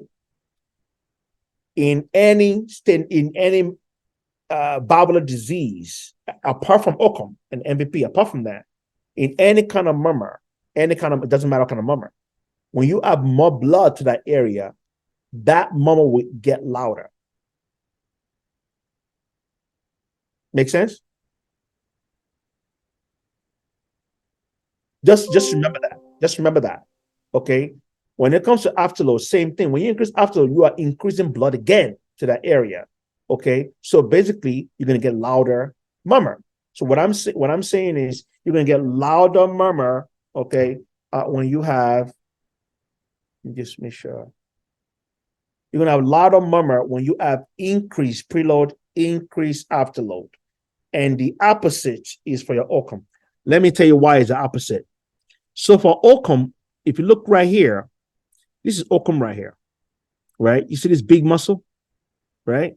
One of the biggest problem with Ockham is that there is no enough, right, space to maintain fluid, right? To retain fluid, there's not enough space, okay? But if you increase preload, you put a lot of water in here, what's going to happen to this muscle? They're going to get bigger or smaller, thinner or bigger.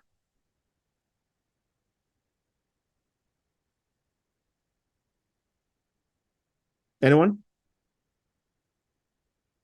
Bigger. So if you think about it, if I put water here, a lot of blood here, it's going to expand this chamber, right? Agree? Yes. Right. So if we expand this chamber, doesn't that fix the problem? it does because we don't have to hypertrophy the muscle to make up for the pressure difference. Exactly. And that's why you're going to get a softer murmur. So that's what that means. So with Ockham, if you put more blood there, you're going to give a softer murmur because you're correcting the problem.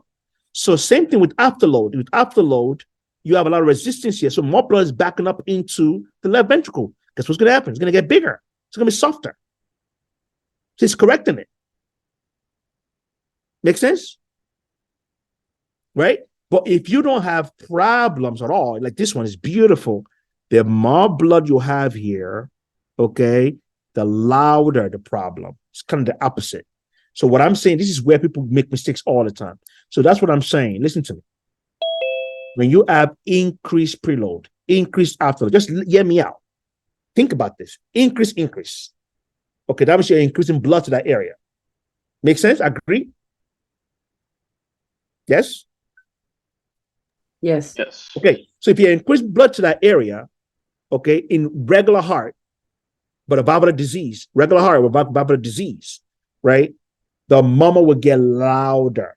Does that make sense? That means there are too much blood in that area. So you're going to get louder, right? The opposite is true for Ockham and MVP because you are correcting the problem. Make sense?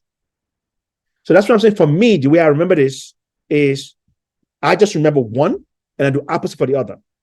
So if they say a patient is taking nitroglycerin, and nitroglycerin is gonna, I'm not gonna, that's too much. I'm gonna give that. A patient is taking a medication that's increasing the preload. So in my mind, increasing preload, that means the mama's gonna be louder. And the opposite is same for Ockham. Does that make sense? Just go opposite for Ockham and MVP. That's it. Anyway, think about that. I'm recording it. Go back and read what I'm saying. You'll get it. Okay. The next one that gets people all the time is when you have aortic stenosis and Ockham, both, okay, they have systolic ejection murmur, both of them. So the best way to differentiate between Ockhams, okay, is to do something called Valsalva maneuver and standing. These Valsalva maneuver and standing, these two are the only thing that will increase Occam's and MVP's murmur. The only thing.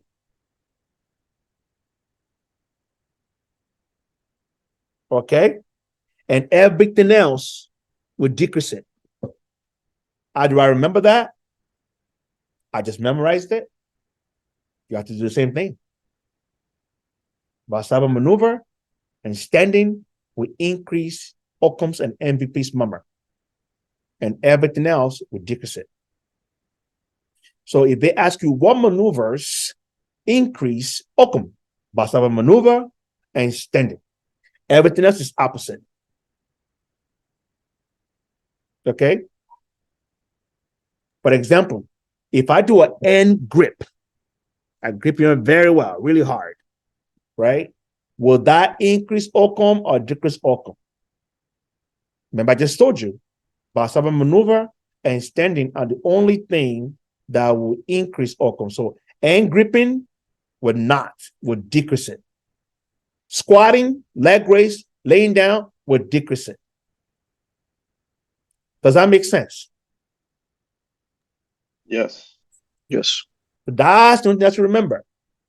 So don't let me down the exam when you have increased preload, decreased preload, increase afterload, whatever. A little trick you a little bit, right?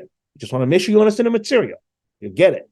Okay. So if they say a 20-year-old kid is having, chest pain, and all of a sudden he was having difficulty breathing, then you started listening to, then you started examining the patient, and you hear a murmur,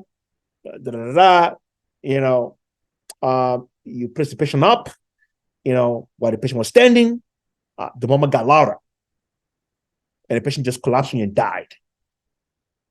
And they say, what is the possible cause of the death in that patient? You're going to say Occam, because what gave it away? Standing or Valsalva maneuver makes it worse. Okay, that's it. Again, when it comes to this right here, amyloidosis is number one cause, sarcoidosis, radiation, hemochromatosis. Okay, and that's it. Okay. Who wants to try this one? Chalak, want to go again?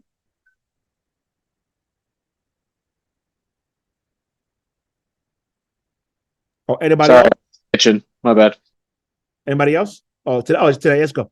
What is the most common type of cardiomyopathy? Dilated? That's right. What are 4 known classes / medication known to reduce mortality and risk in patients with heart failure? Bash? BASH. Thank you. What is the most common cause of restrictive cardiomyopathy? The amyloidosis. Amyloidosis. Talak. What is cosmosign? Increased JVD pressure With what? because of right atrium pressure increase. You're right. There's something you have to add to it. During inspiration, increase JVP during inspiration is cosmosign. During inspiration, right? Got it. JVP with inspiration. Very important. Make sense? Okay. Yep. What is the first line pharmacological agent for treatment of hypertrophic cardiomyopathy? I don't remember, so I'm going to say beta blocker. Booyah! Nice. Nice. Now, I didn't go over that. I'm just actually let me just do that real quick. Yeah, that's very important actually. Beta blocker right here. Beta blocker is number one. When it comes to your dilated, it's the same treatment for congestive heart failure, your BASH, dilated. For hypertrophic, your answer is beta blocker. Okay. And for restrictive, your answer is, where's my stuff? Jeez.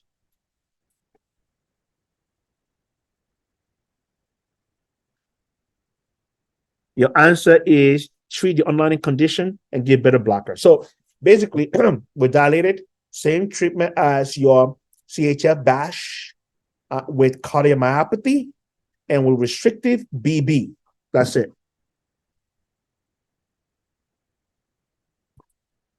Okay.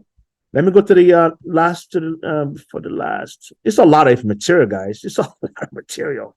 Oh my God. Oh my goodness.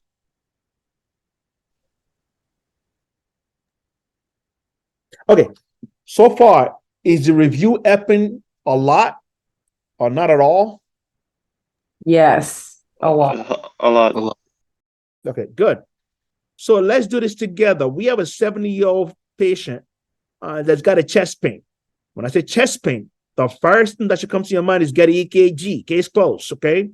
Patients the chest pain is not getting worse, leading to increased use of nitroglycerin to reduce the pain. Now, what are you thinking? Give me your differential diagnosis. Chest pain getting worse, using more nitro. Angina. You're wrong, because we have stable angina, we have unstable angina, and we have prismetal. Which one are you talking about? Unstable because it's getting worse. That's right. It's just the intestine is getting worse. That's unstable. Okay. That could also be describing what? And stemming. That could also be discussing what? Stemming. Agree? Yes? Yes. Okay. All right. By the way, true or false? All of the following are considered acute coronary syndrome. Unstable angina, and stemming, and stable angina. False. Why? False. Because of the stable angina. Beautiful. Excellent. Good job. Okay. What test would you like to do on this patient? Troponin. Troponin. So troponin is positive. What else? EKG. EKG. So you do your EKG. What do you see?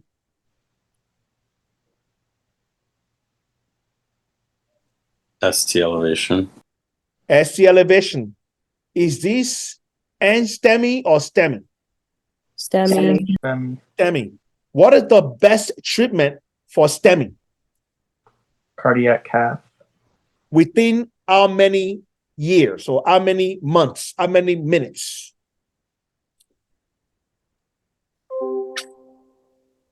When should you send them to cardiac cath? If you're in the PCI center, it's within 60 minutes. Within 90 minutes. Within 90 minutes. Preferably faster. Excellent. Good job. What blood test? We talked about that already. If I have a patient with reinfarction, which blood test is better? Troponin or CKMB? CKMB. That's right. Good job. True or false? Myoglobin will also be positive in patient with acute myocardial infarction.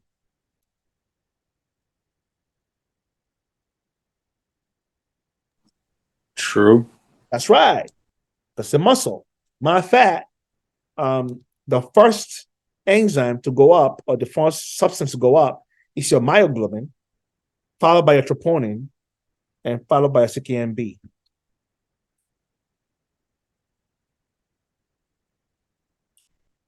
Okay. So the mnemonic that I not this not my mnemonic. I got it from somewhere. It's not mine. I'm not claiming it. So the mnemonic that I got for MI is moan and bash. Moan and bash. Remember, bash is the mnemonic that we use for congestive heart failure. Anyway, moan and bash. morphine, oxygen, aspirin, nitrate, beta blocker, ACE, statin, heparin. Okay. If you cannot get these people to the cardiac cath, okay, what should you give to them as soon as possible? Thrombolytic. Thrombolytic. True or false? Can I give a thrombolytic to a patient with NSTEMI?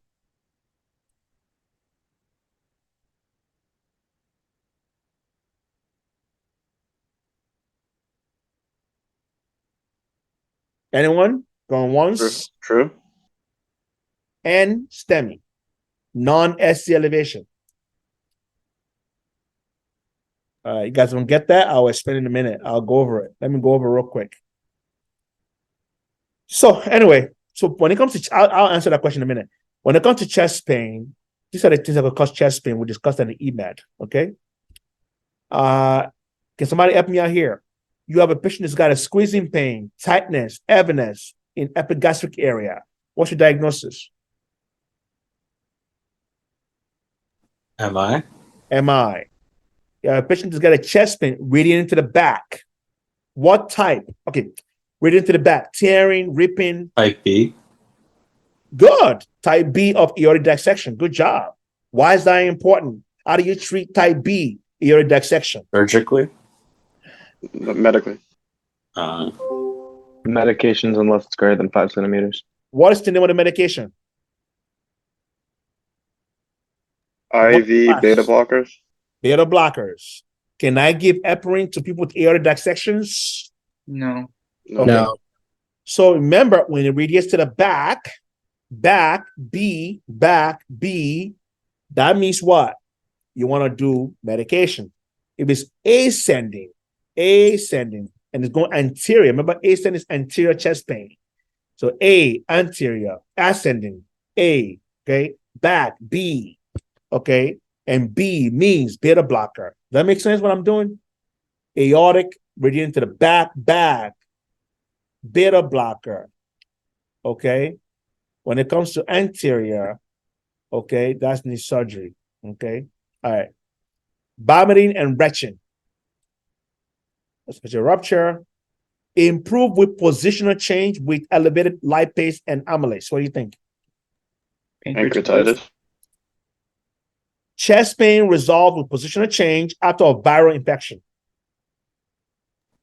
Pericarditis. That is so important. The number one cause of acute pericarditis is viral infection. Like after a flu, after a cold sore, whatever, anything viral. Any viral infection, think acute pericarditis, especially when it gets better when you change position. Difficulty breathing, feel like you're drowning.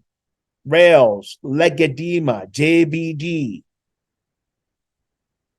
Congestive heart failure. Just keep that. Keep that. Just keep that.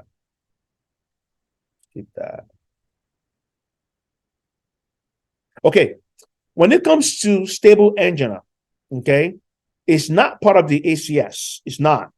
And basically, it's a chest pain that a patient gets after exercise, after a suction. So, for example, they're shoveling snow and they develop chest pain. They take nitro and the pain goes away, or they take nothing at all and the pain goes away. That is called your stable angina. Okay. When it comes to unstable angina, these are what goes for it. Angina that occurs at rest. Remember, this one is during exercise, during exertion. You're doing something. This one is at rest. Okay.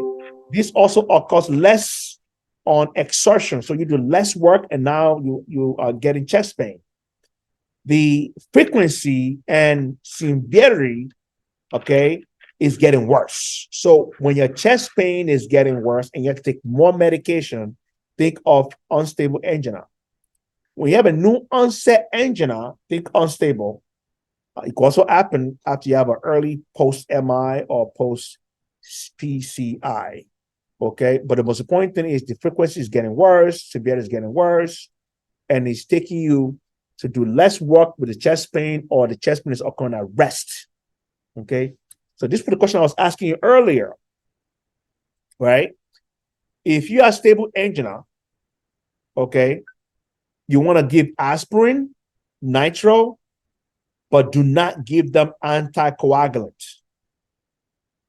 Do you know why? Anybody know why?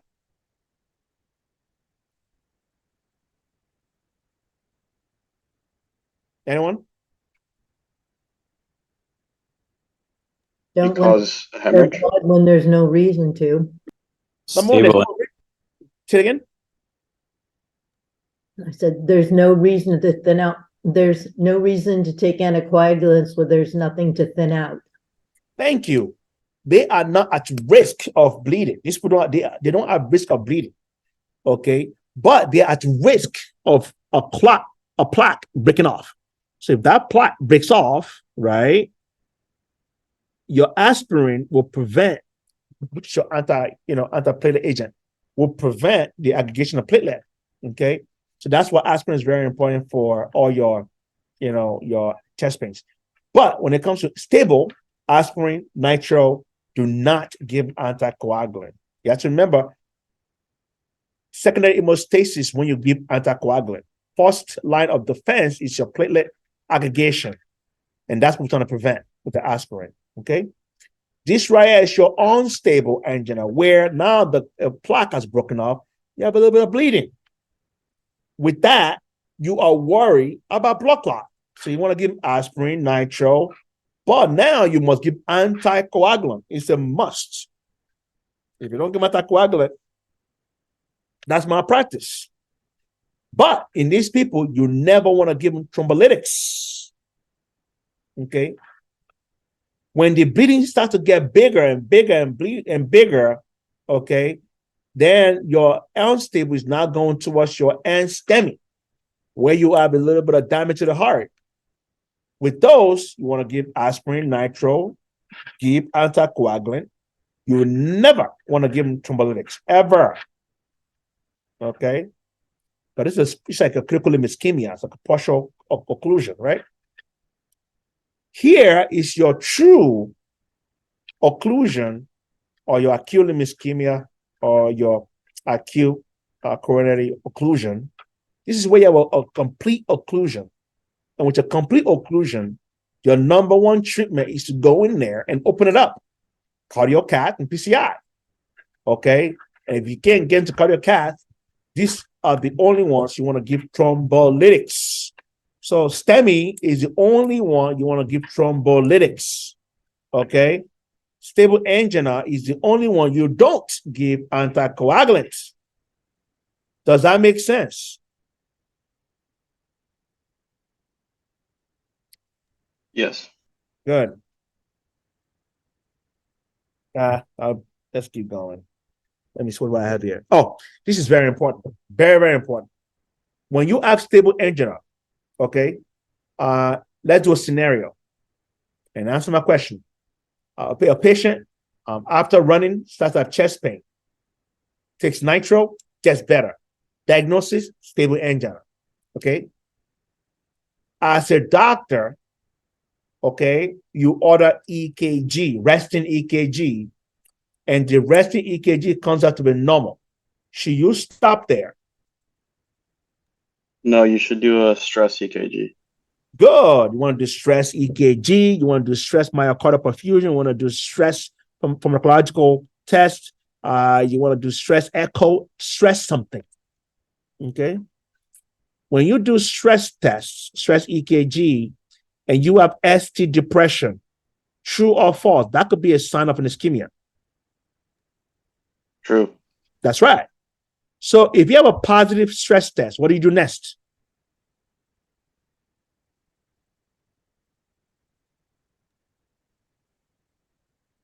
Cardiac cath. Cardiocath. Good job. Excellent. So, basically when it comes to stable angina, if you have a patient that's got a left bundle branch block, pre-existing ST abnormalities and, left hypertrophic, left ventricular hypertrophy, you don't want to do any stress on those people. You want to stay away from doing stress, okay? Why do you want to do stress? You want to confirm the angina, you wanted to identify a patient that might need surgery. So when you have stable angina, you have chest pain on exertion, you take nitro, or it gets better at rest. You don't stop there. You